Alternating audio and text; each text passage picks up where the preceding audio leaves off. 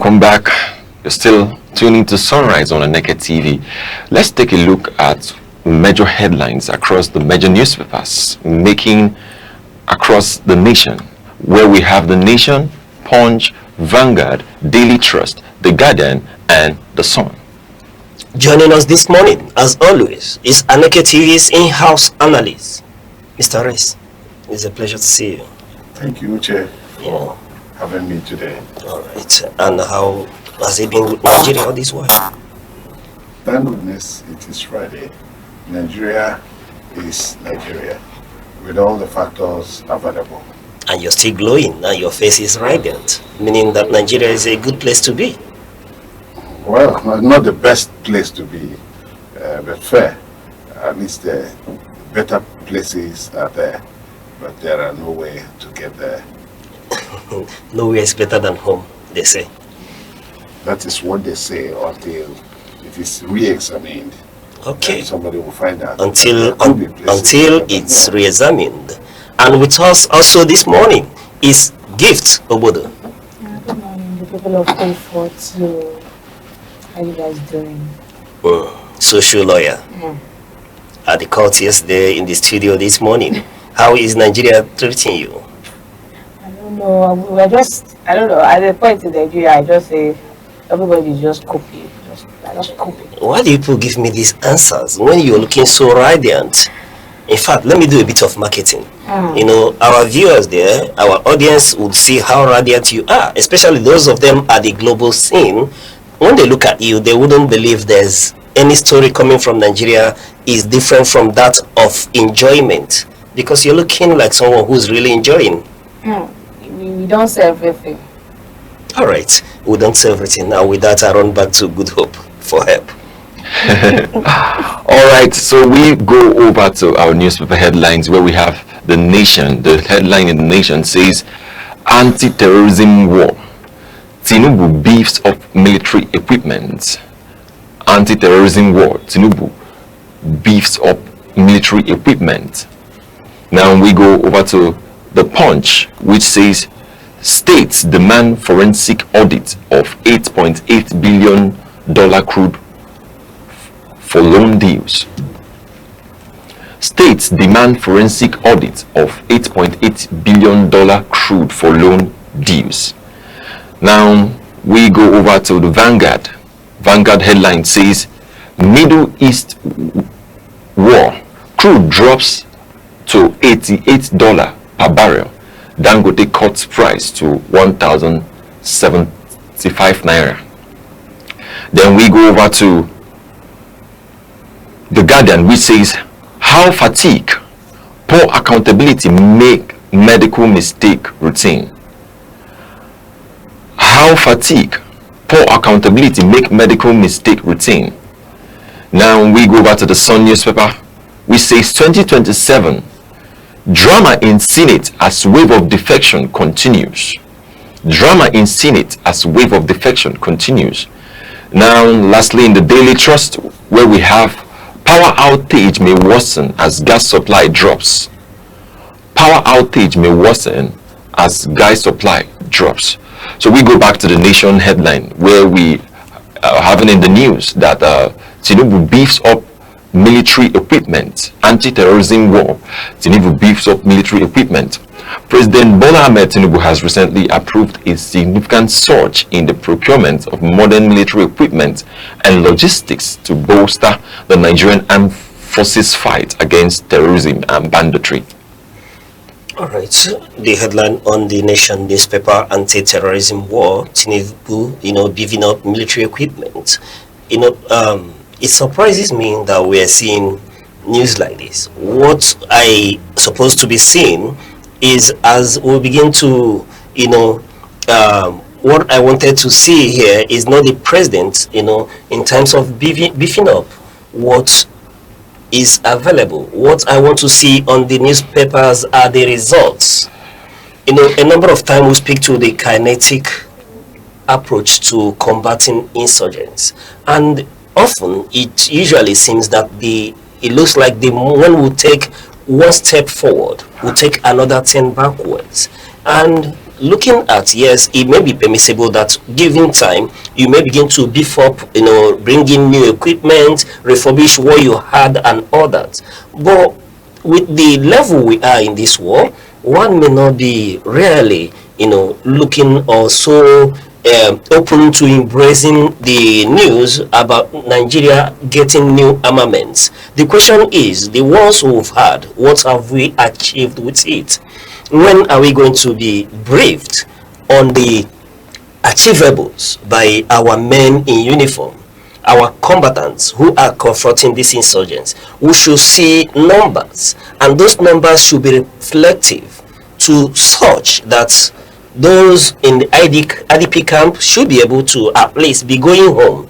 People should be able to be, give me feasible reports of people returning to farms, and not every time we are hearing reports of an alliance or treaty being signed with Turkey, or that the United States government has approved a new Tucano jet for Nigeria.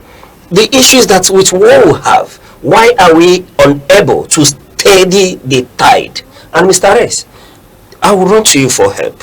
Perhaps you may understand and have a broader perspective to these issues, because my position should be that at this point in time, what we should be seeing is the scorecard on our fight against terrorism in Nigeria. Well, if you're expecting a scorecard, you might not get any, because there's nothing to showcase in terms of the fight against terror in Nigeria. You see, we are battling with terror as well as many other issues. So it's like the government has been overwhelmed by these problems that are abundant in the nation now. And that's why they have been unable to confront. You see, they've been thinking about how to go about it. That's why the president now had to call the service chiefs, the security heads, and they all came together to think about a way forward.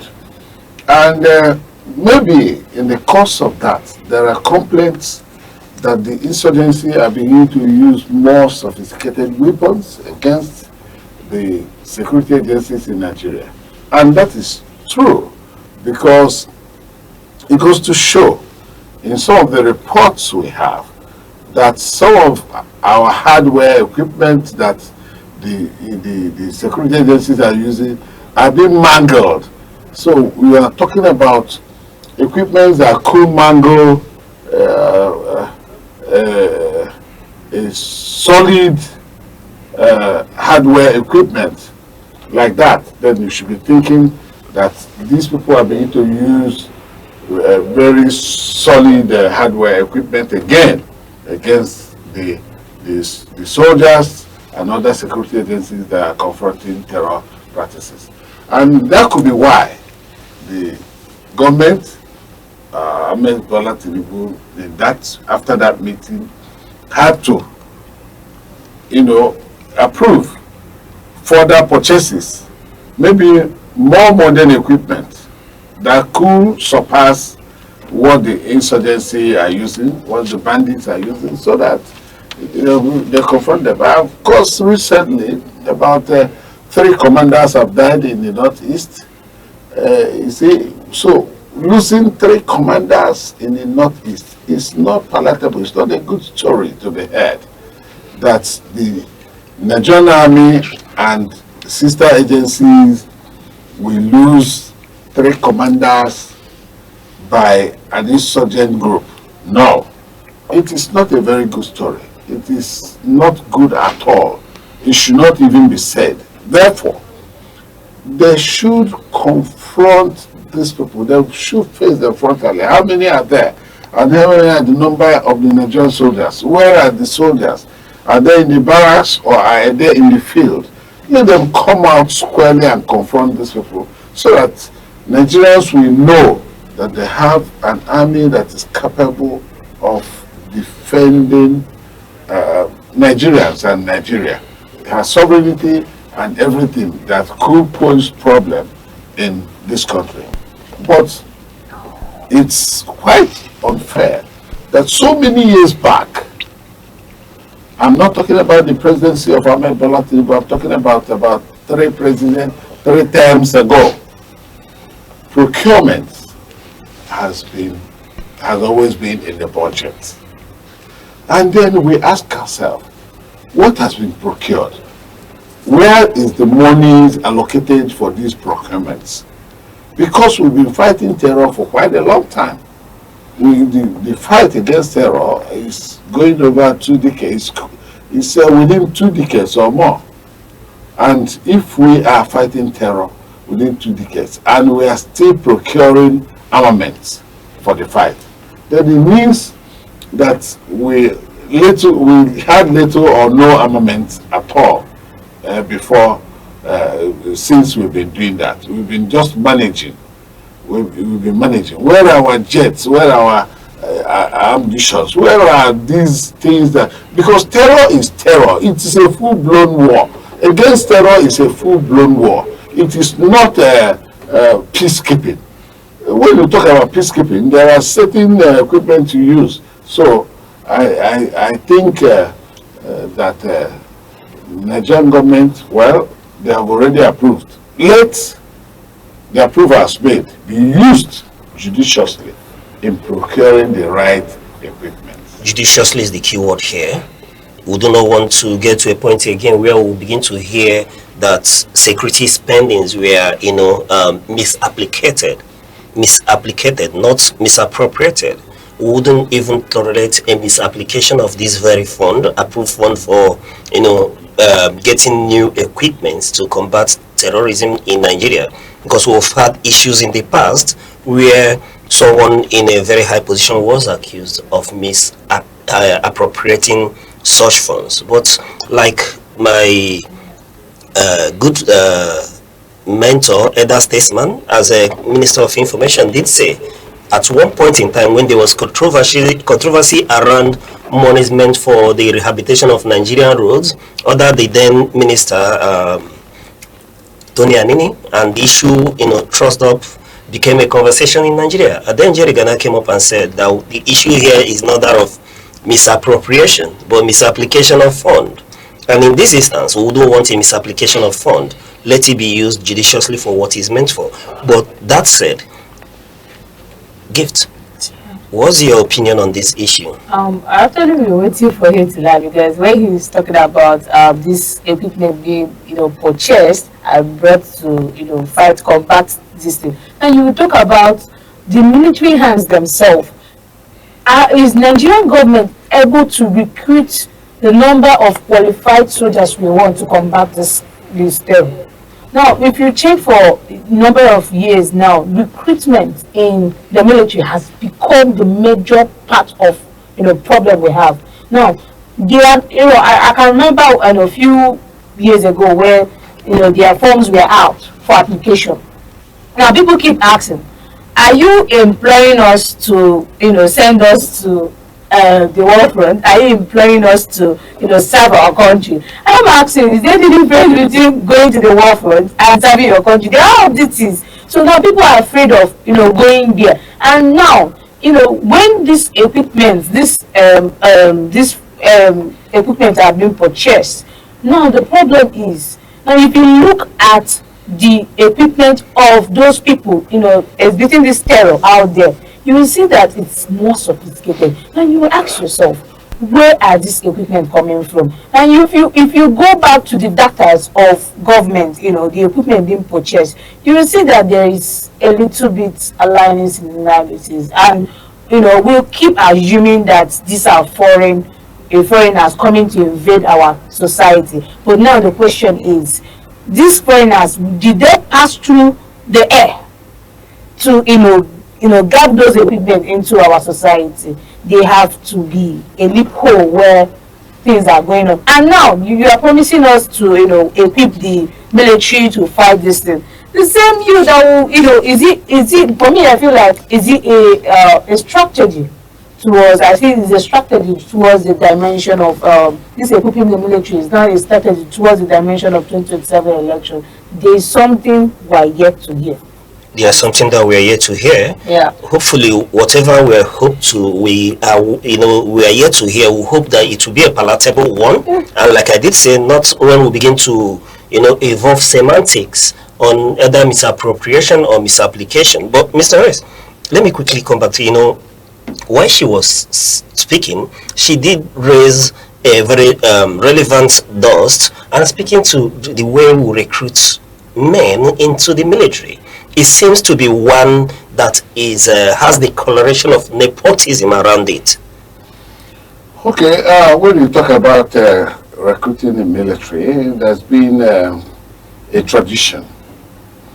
Since after the 1966 coup and eventual war that took the stage after, the recruitment of the military has been lopsided. Lopsided in the sense that since certain persons from certain parts of Nigeria now took over the affairs of the management of this country, some parts of the country are not given the opportunity to freely serve in the military and possibly get to the topmost hierarchy of the management of the military and other security agencies. But then, these days, some people do not want to be recruited.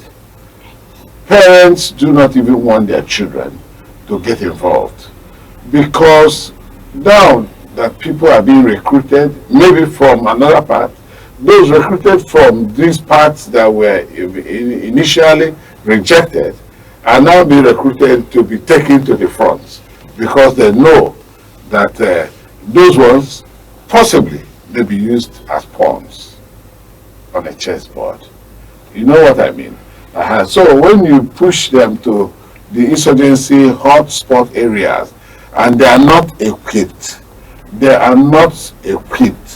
how do you expect even intel, the intelligence reports that should guide soldiers to do good at the war front? We do not have enough.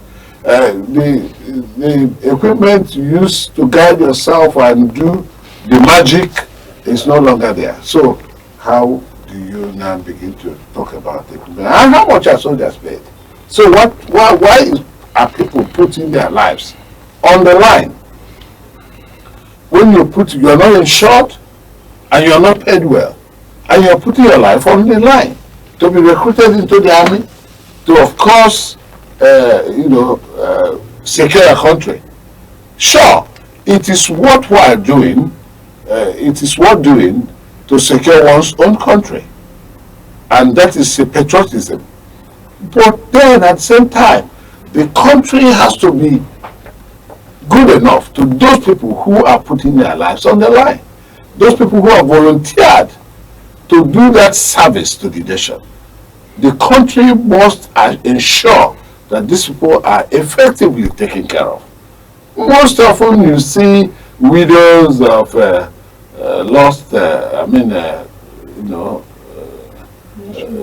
soldiers that have been killed in war fronts. Their widows are sent out of the barracks.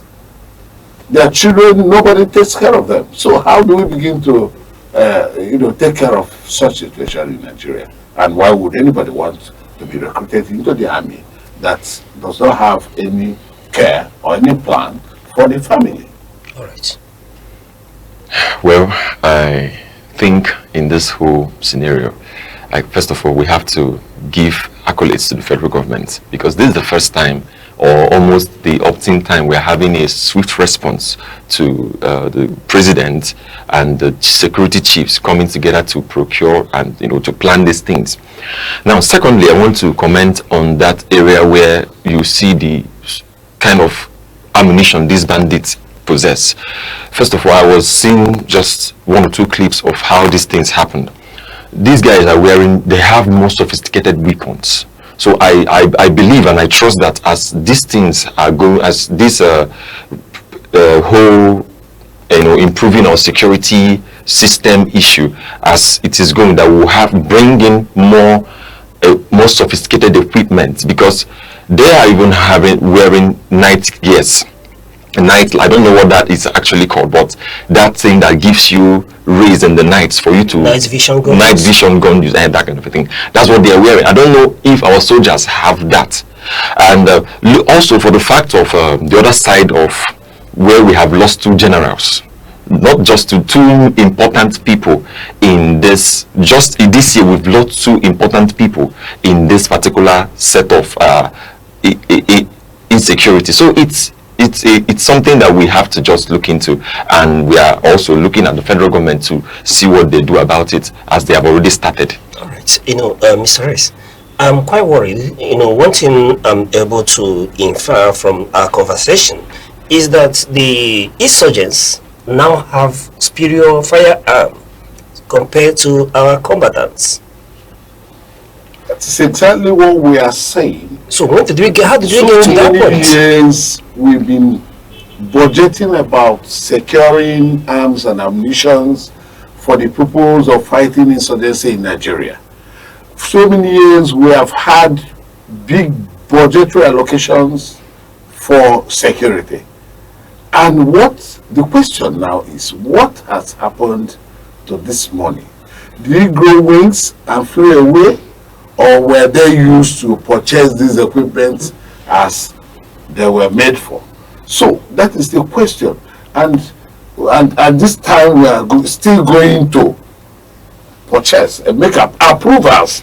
We have not even started. Approval, it will take some time before you do the negotiations, ask for supplies and so on, and then you ship down to Nigeria and all that, and take delivery. Then before you begin to use it. Before then, insurgency must have, of course, developed wings. They would have even bought even better ammunition than we're going to buy, because they're more swift than. That's why we talk about proactiveness on the part of government. I don't know if it is bureaucracy that tries to put a snag on the activities of government in the fight against insecurity. Maybe bureaucracy has something to do with that, because it takes a whole lot. You see the procurement law, you have to go through all the levels to get approvals and all that. But you talk about terrorists, don't you? Just one person can always do one thing for them and it's done, and that solves it. So government has to bypass bureaucracy in issues that has to do with security, because it is very, very important the life of this nation. All right, that's quite apt, because we have to do everything to ensure that we curb insecurity in Nigeria, and that takes me to look at the 2026 appropriation bill presented by President Bola Tinubu, where we had as at December 25 totaling approximately 58.18 trillion. And when one looks further, you see that security and defense, the largest single sector allocation was around 5.41 trillion. And when you go down to see how it is balkanized, you see that this money is balkanized between the Ministry of Defense, which is getting around 3.15 trillion. You go to Nigerian Army, where they are getting 1.50 trillion naira. Then the Navy is getting around 44 billion, and the Air Force is getting around 407 billion, and the Ministry of Police Affairs is getting 1.3 trillion. And I ask Mr. Reyes, in view of what we are discussing in terms of equipment, and even in seeing that our men in the front lines are insured, and perhaps their widows or their next of kins, the people they will be they will be left behind if they pay the supreme price, are well taken care of. And I ask, in view of all this, do you believe honestly that 5 point something trillion is adequate to see that we curb insurgency, that terrorism becomes a thing of the past in Nigeria? So you should even begin to, discuss or, query what's the highest part of that budget, which goes to the Ministry of Defense. What is it earmarked for? Is it capital or recurrent? Ministry of Defense, is it the recurrent expenditure? That's where you used to pay salaries and other overheads, or as part of that fund for the procurement for the military? The money earmarked for the military, particularly 5 trillion, is it for the defense or for procurement? But I want to also say that even the budget or even the procurement which the government, the president approved of, I don't know if it is part of these monies, or is it an approval maybe from a presidential, what do you call it, this presidential law, whether it's going to go for supplementary budgets and all that. So I want to know, or we want to know, where these monies are going. That is issue of transparency has been brought, should be brought to bear in the present circumstance, because we have to know what they are actually doing, the government is doing. If they do not, if the people do not know what you are doing, if it is shrouded in secrecy, well, I'm not saying that military issues should be made secret, all that, but the populace should be able to know that something is truly being done. Otherwise, there will be skepticism all around that the government is not doing anything. And so many Nigerians believe that government is not doing enough. And this is because government do not give the proper information and using the proper channel to make the people understand what they are doing, so that the people will then know where the problem is and begin to lend voice to it. There should be opinion. People should be able to, come in with ideas on what to do, because we have knowledgeable people in Nigeria who can make contributions that are worthwhile in the governance of this country. Yes, that's quite absolutely. I quite agree with you. Government should disclose to the extent that this money belongs to the people, and the people deserve to know what is being budgeted for. Where we speak to secrecy is that we do not expect government to disclose security operations in terms of intelligence. So our position this morning is that as we beef up military equipments, we should equally see to it that the welfare of our combatants, men who are in front line, is well and adequately cared for. We should at this point in time be able to ensure our soldiers, they shouldn't be worried about welfare. It's paramount that as we continue to increase our kinetic ability and approach to confront insurgency, terrorism and bandits, that our soldiers too are made comfortable to be able to stand as they fight for our nation. All right, thank you very much on that. We go over to the Punch headlines. The Punch headline which says, states demand forensic audit of $8.8 billion. States demand forensic audit of $8.8 billion crude for loan deals. State governments across Nigeria have intensified their demand for a forensic audit of approximately $8.8 billion in crude for loan deals and swap arrangements managed by Nigerian National Petroleum Company Limited, NNPCL. All right,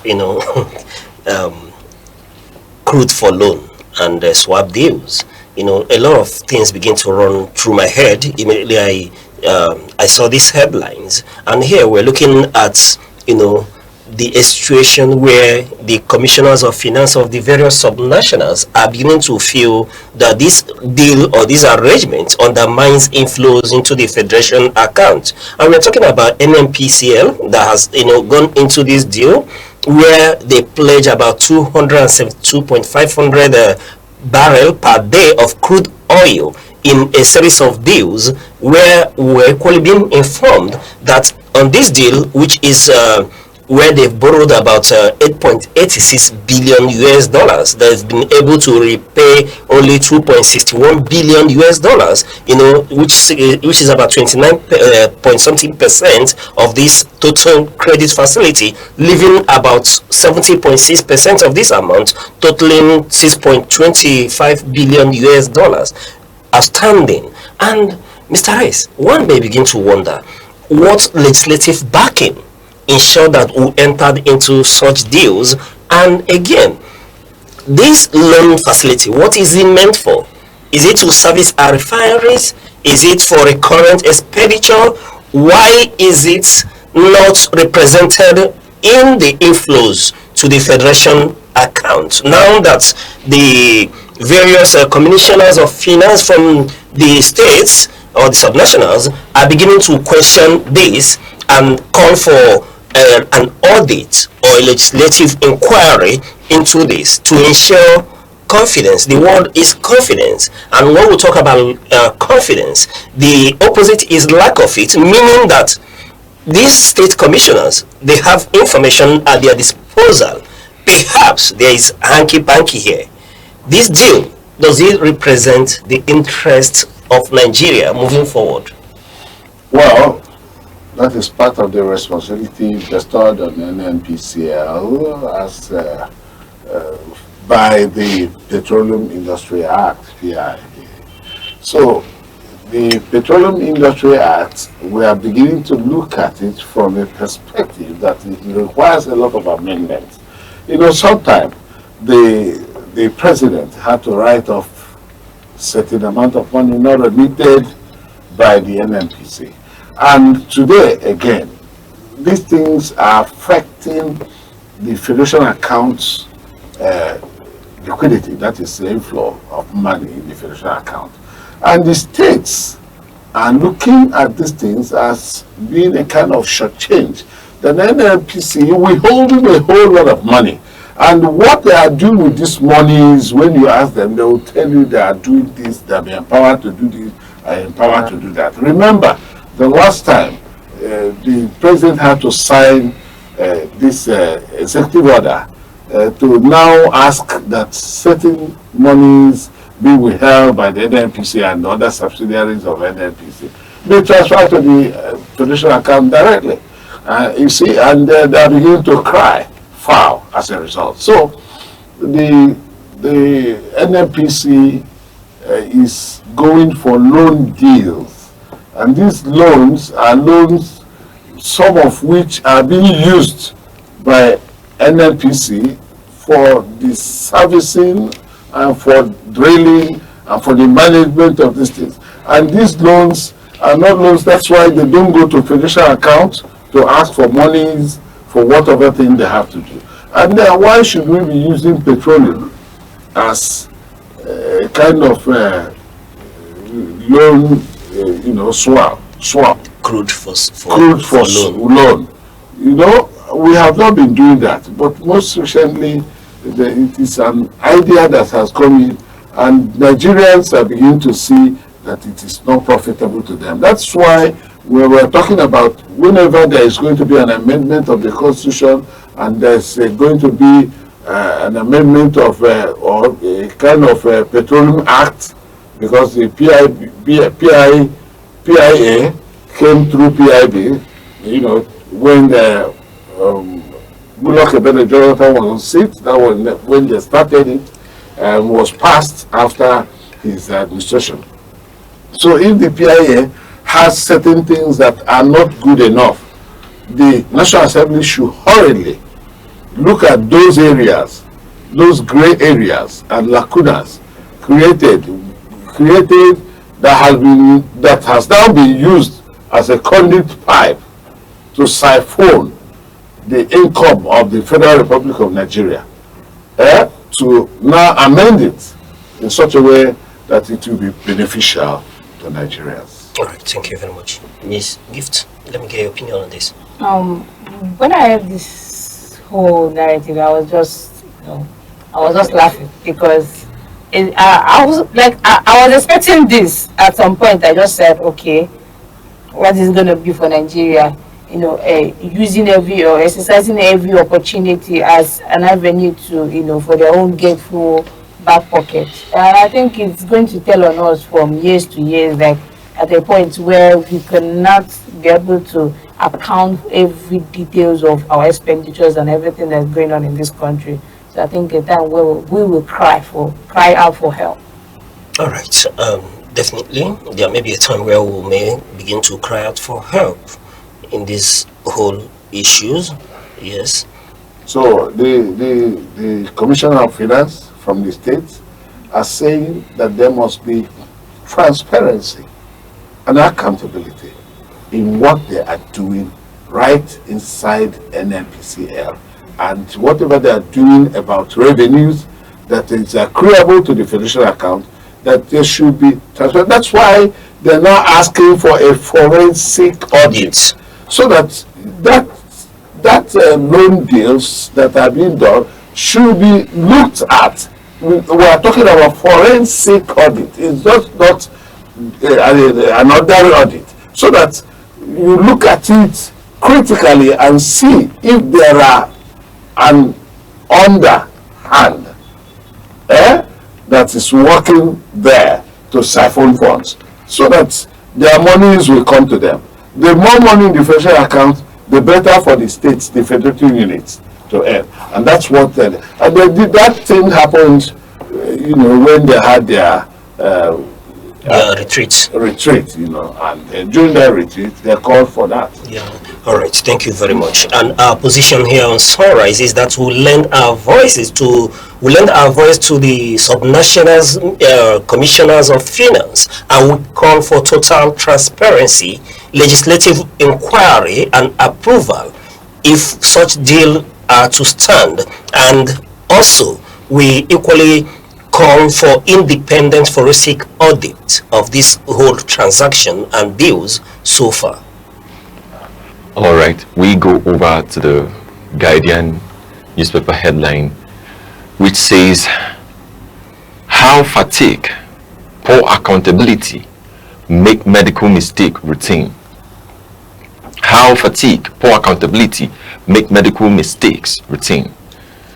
The Nigerian healthcare sector details how systemic burnout and a culture of silence have transformed medical errors from rare tragedies into routine occurrences, claiming an estimated 70,000 lives annually in Nigeria. Fatigue, poor accountability, make medical mistake, routine. Yes. And this exposes a lot about Nigeria. There are days when, way back in the higher institution, and we look at the anomalies, around the then institution when we were there, and we say that this place reflects a microcosmic, is a microcosmic reflection of the larger society of Nigeria. And when you look at this headline, is a pointer to a whole lot of issues that are wrong in our nation.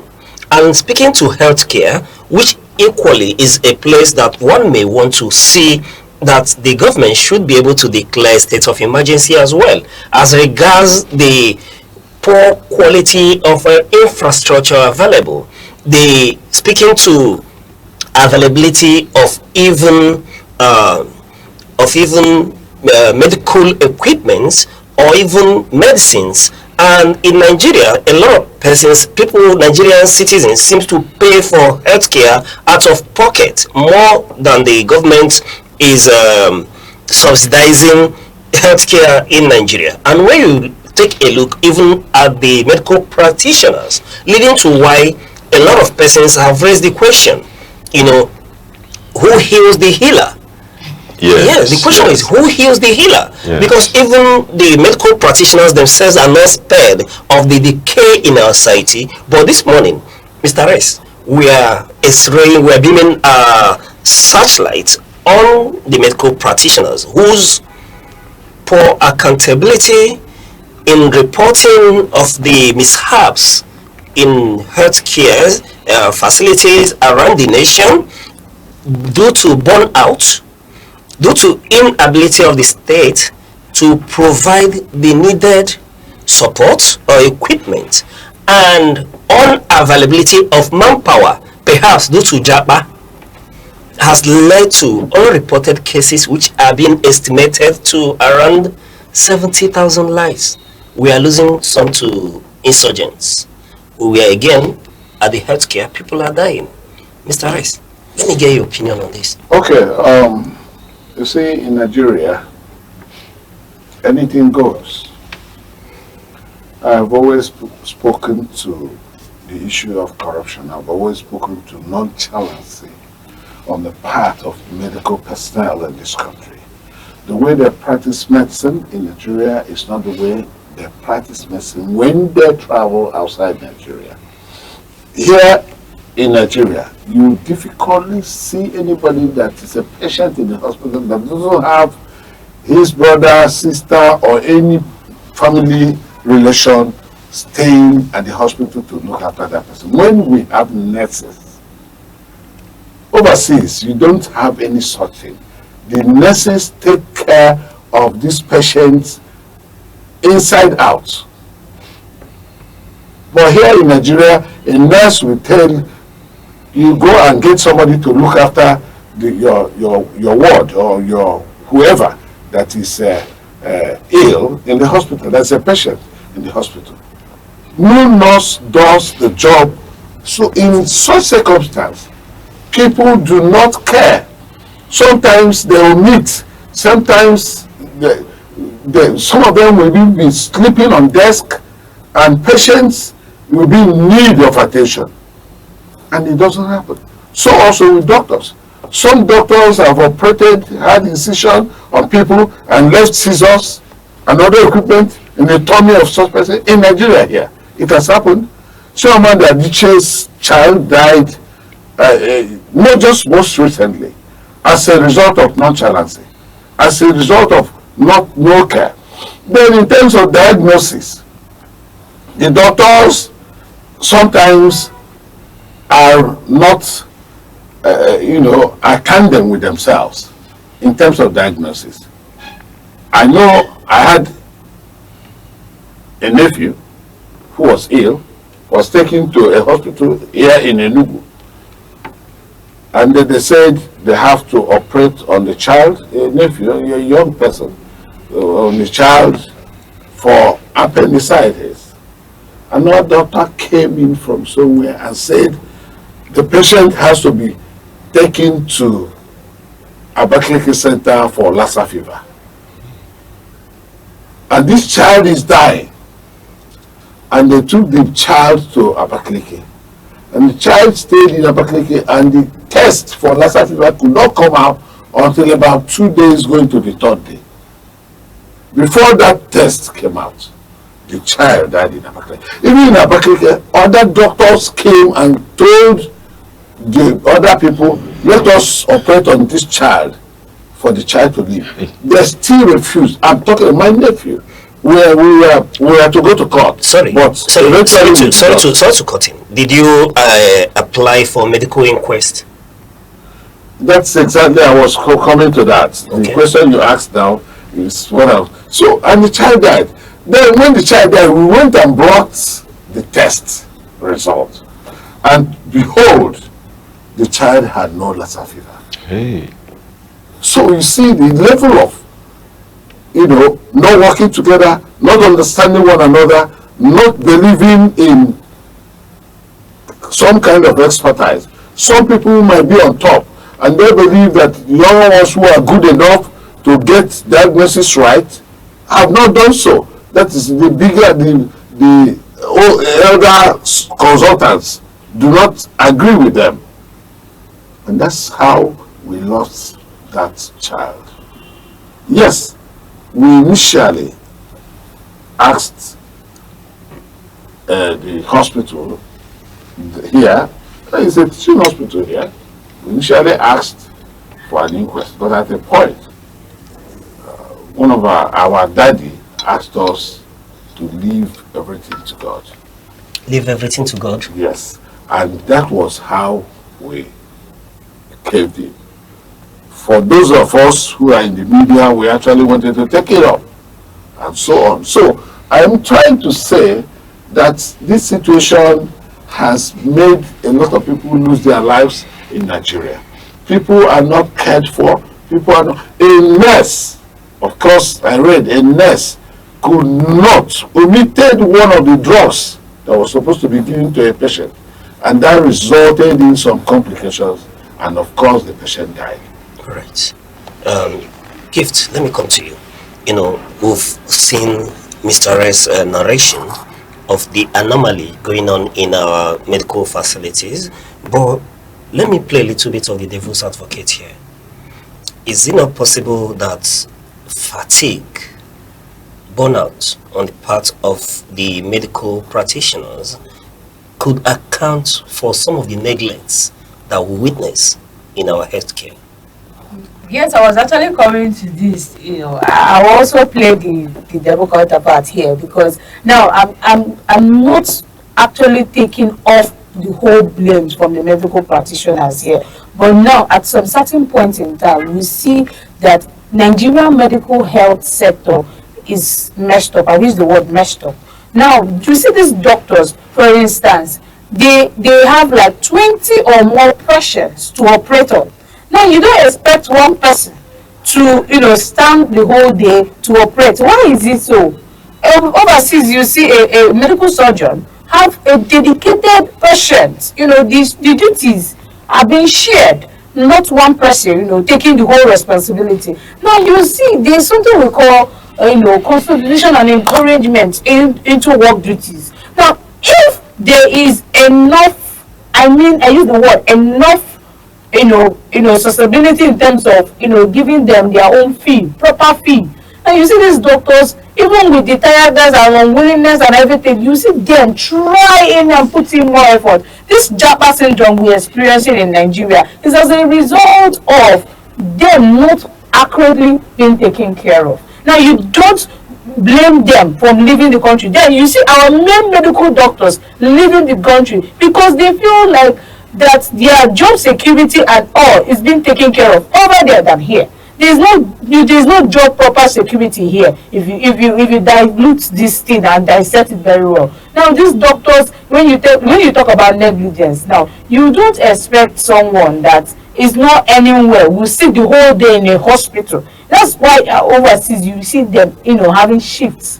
When you see a nurse having the whole day to sit there, and you don't expect, they are all human beings. Fatigue can always come in. One tiredness can always come in because they are human beings. They have exhausted the patient to sit down one place and on the patient to move around the whole day and, you know, take care of one person. And you see, when you say you bring in your, you know, your loved ones to, you know, assist them, as the Nigerian system, what it has brought about, the government should, you know, take up the upper hand to bring in reliable qualification in terms of when it comes to scrutinizing their certificates, you know, when they make this medical mistake. Now it is now on the fair part of government to now be like, yes, there have been this medical negligence and mistake. What is the actual cause of this? Now we have to take in our time and effort to scrutinize these people through educational level. Now you see that people will not, when it comes to, let me tell you something, in the school system, you know, we have the arts, we have the sciences. Now the sciences where it has to relate to human life.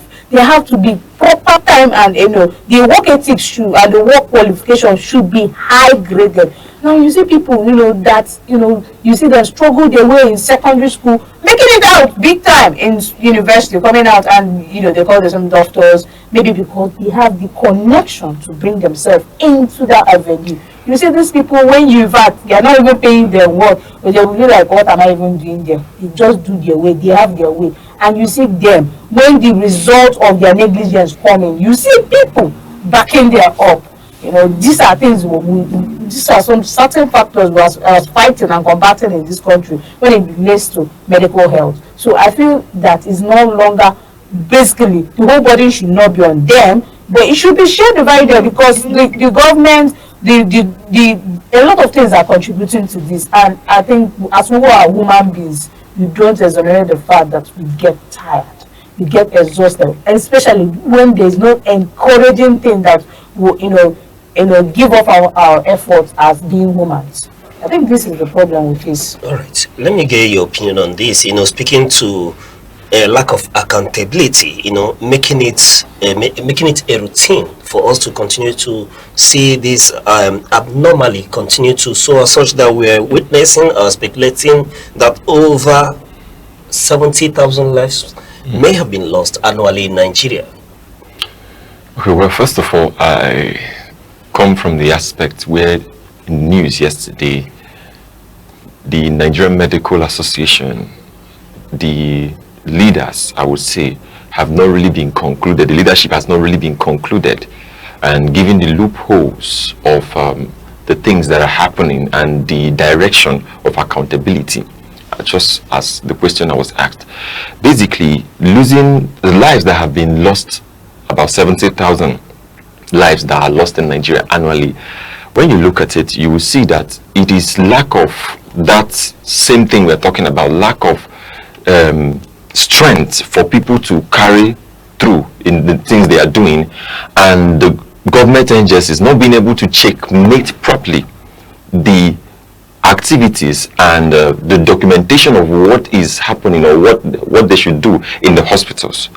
So medical doctors who are working, we already know that they are putting in their life, putting in their effort. The nurses, everyone is doing all they can, but the agency particularly should be more proactive in guiding and making it possible for them to be able to account for each thing they do, basically for them to know that they are being held accountable for any loss of life or anything that they do that didn't do well. So in their dispensation of drugs, in the way they handle the patient, because sometimes it's just because they have burnout now, so they will now be doing. No, let them know that they have to do it as they should do it. All right, they have to do it as they should do it. But Mr. Rest, I would quickly come back to you. We're looking and analyzing these scenarios.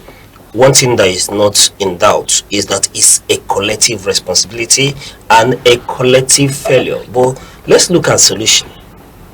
How do we tackle this scenario? Okay, we'll start from the most important aspects of medical practice. Our medical personnel should be finally trained by the trainers. Then secondly, our hospital government should be able to provide the equipment and the enabling environment for the practice of medicine in Nigeria. Otherwise, why are we having medical personnel going outside the country? And if we are talking about fatigue disease, there's no such stories about fatigue being the cause of these problems in the other world, in other places where they have gone to. So we find that it is just negligence, not just fatigue. Then Nigerian medical practitioners, well, I won't agree with Mr. Bodo that we have a limited number of medical personnel due to the fact that most of our well-trained medical personnel have left this country.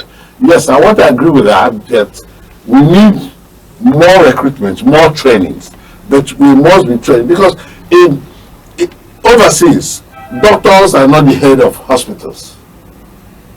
You have people who are trained in hospital management. They are not medical doctors. They take care of the hospital. The doctors are under them. They are the managers of the hospitals. So that somebody holds somebody accountable for whatever that person. So we are saying that the Nigerian Medical Association and Nigerian Medical Council, the council are the people that certify medical practitioners. And then the Medical Association are members of the medical practitioners who also censors themselves and see to the strict conformity of the established council ethics, so that you must conform to ethics, fundamental ethics of the practice of medicine in Nigeria. And who checks them? That is, who will bail the cat? Who checks these people when they're there? That's why these things are going on unabated. That is because nobody cares whose ox is God. So we are now asking that the government, in synergy with all the stakeholders, should tackle this particular problem alongside with many other shortfalls in our medical practice. All right, thank you very much. Gift, let me get your suggestion, just one for want of time, on how we improve the system. I think the best I could say for now is government coming in to make this healthcare sector very conducive for the doctors so that they will be able to, function well. Okay, good hope. Well, I think we should also go through this same route you've said, where government will make things more conducive for them to work, and also looking into their welfare, basically. Like Mr. Uche asked that question, who takes care of the doctors? That is just what we need to look into. I think their welfare, yes, right? Yeah, yes. That's quite up. But on that ground, we'll still call on Nigerians. We need to ask a question. We shouldn't just leave everything to God. There are questions should be asked when questions need to be asked. Beyond that, we look at the agencies like the Nigerian Medical Association, Nigerian Medical Council. We call on them to stand up, live up to their callings, and see that these institutions are monitored, that there should be accountability, where there should be proper investigation. Where there are infractions, there should be discipline. Such doctors should be disciplined, or medical practitioners, as the case may be. We therefore call on government agencies responsible for overseeing our health sector that it's time to stand up to their duties. Beyond the issue of budgeting, which in this year has not, in 2026 appropriation, has not gone beyond the 2.48 trillion that was budgeted for health sector in 2025. We should all put hands on deck and see that our healthcare sector is adequately catered for. We are all responsible, both Nigerians, the government, our medical practitioners and agencies. So all hands has to be on deck to see that we restore hope in our health sector. All right, thank you very much on that. We go over to the Sun newspaper headline, where we have 2027 drama in Senate as wave of defection continues. Drama in Senate as wave of defection continues. The Nigerian Senate witnessed high-stakes political theater this week as a tsunami of defections swept through the National Assembly, fundamentally altering the balance of power ahead of the 2027 general election. Okay, let me quickly come to my good friend Rice. We are seeing Tambua, Abaribe, Kingibe, 6 other senators defecting as of yesterday, and the House of Reps too is not equally left out in this. But what's causing these sudden defections? Because they've been around for a while, and all of a sudden it's as if an alarm was set off, and we're witnessing defections, especially, and these defections majorly are into the ruling APC and the coalition ADC. Yeah, this is because these persons that are in the parties from where they defected do not see the possibility of their running election through the platform of such parties. For instance, the PDP that's been plagued with a lot of courts and counter-court cases. So there's turmoil in the party, and anybody who is in PDP may lose running election if the person actually wants to seek re-election. So that is exactly why they have to do, and they have specific time within which the nominations and all the necessary documentations has to be done through the party to ANEKE. So that is why it was like they said, get set, everybody, and they all jumped into political party. But while these issues came up, the Senate was still trying to look at these people that are, defected, so that they will know if their defection is in tandem with the provisions of the Constitution. Do you understand? So, and in such case, people like Abaribe, who left APGA, the Senate people rose up, brought out motions asking that if Tambuwa should leave APGA for ADC, then his seat will be vacant based on what the Constitution prescribes. But we are yet to understand whether there is turmoil or any other clause permits such defection. Otherwise, it will now take a court of competent jurisdiction to now give a vacation order to such person. So that is the situation in the Senate. And in the House of Reps too, is still the same thing. If you are defecting from any party and there's problem in that party at the national level, you have right to do so. So it's only people like Tambuwa that said that. So in Labour too, there was this issue about Labour Party having problem. But most recently, I think the Labour issue has been resolved. Or whether it is still rearing its head up, I don't know. But the defections have been done, and let us see what happens when the Senate reconvene for plenary next week. All right. Just for academic purposes, the Constitution of Nigeria and the party guidelines is such that allows politicians to leave their party when there is a crisis in their political party.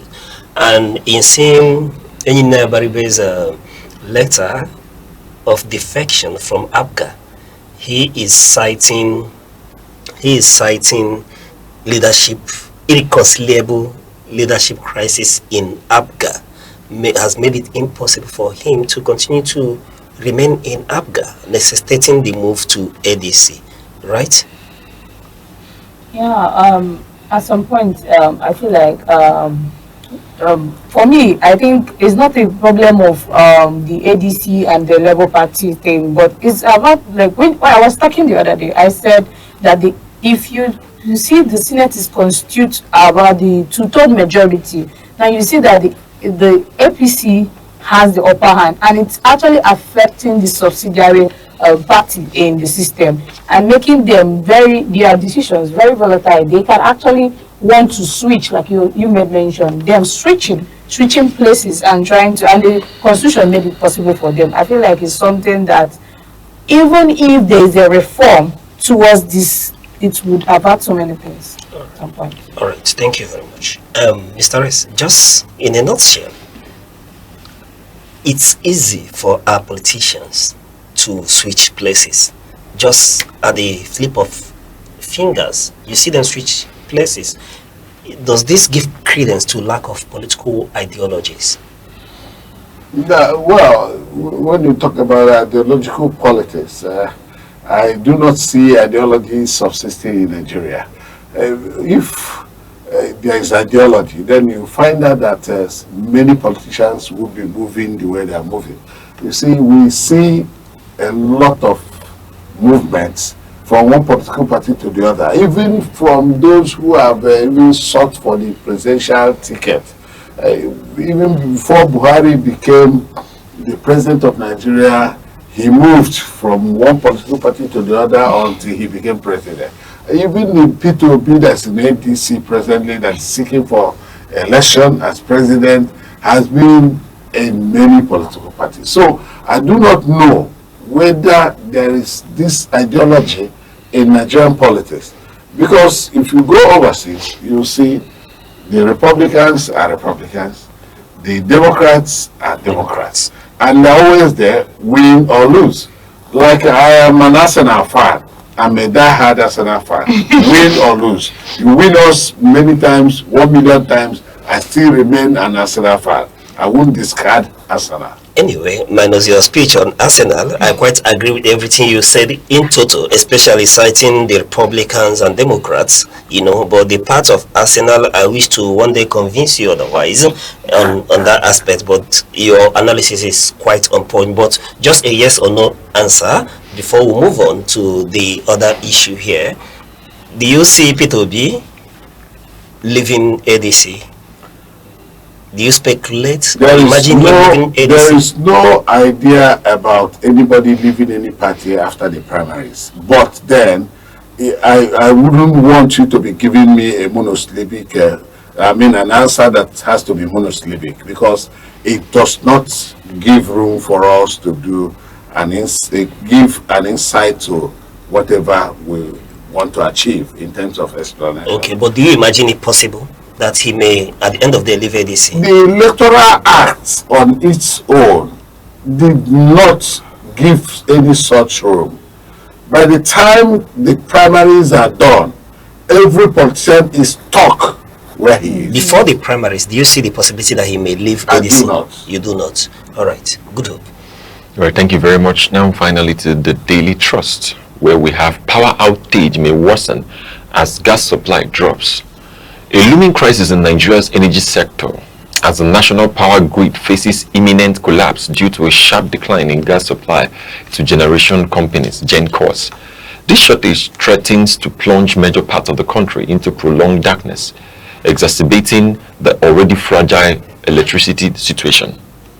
Mr. S, I will run to you because, like you always say, we are all witnesses to the whole power issue in Nigeria.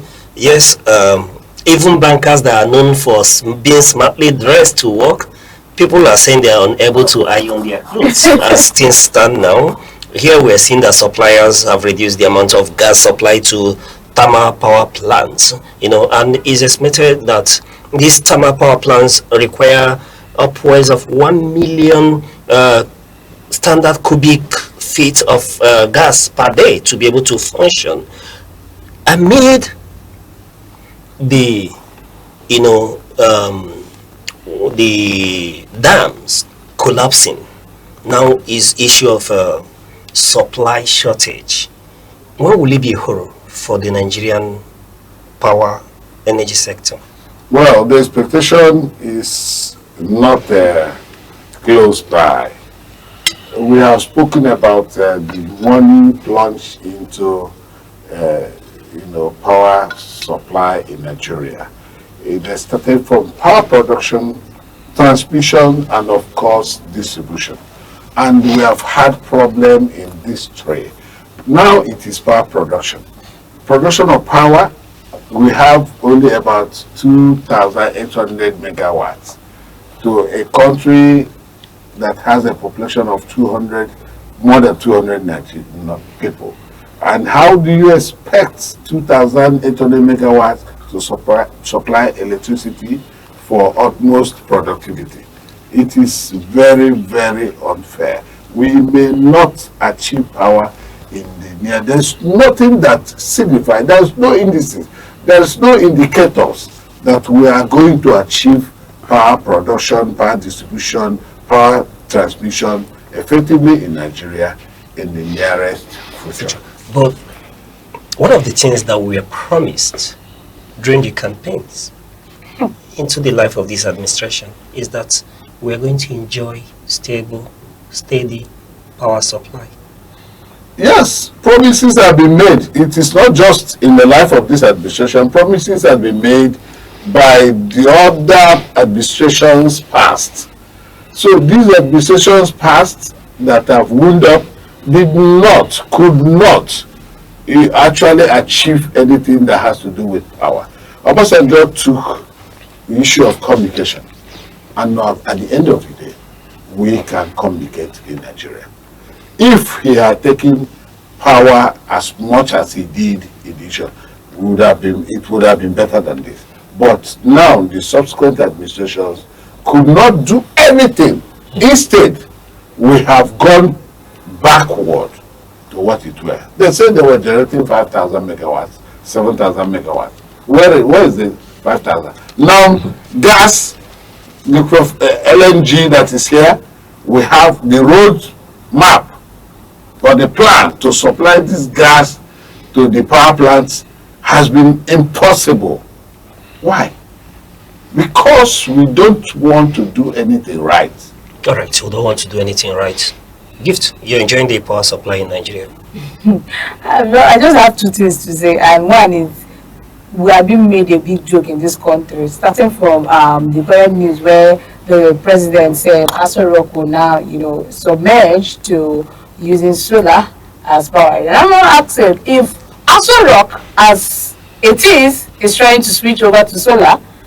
We Nigerians, what's our fate? And that means I will always say electricity or tilo. And then comparing it to other countries, we don't have 24 hours steady supply, but neighboring countries which we supply to, they celebrate constant electricity. And I'm saying this is the biggest two jokes of our country in Nigeria.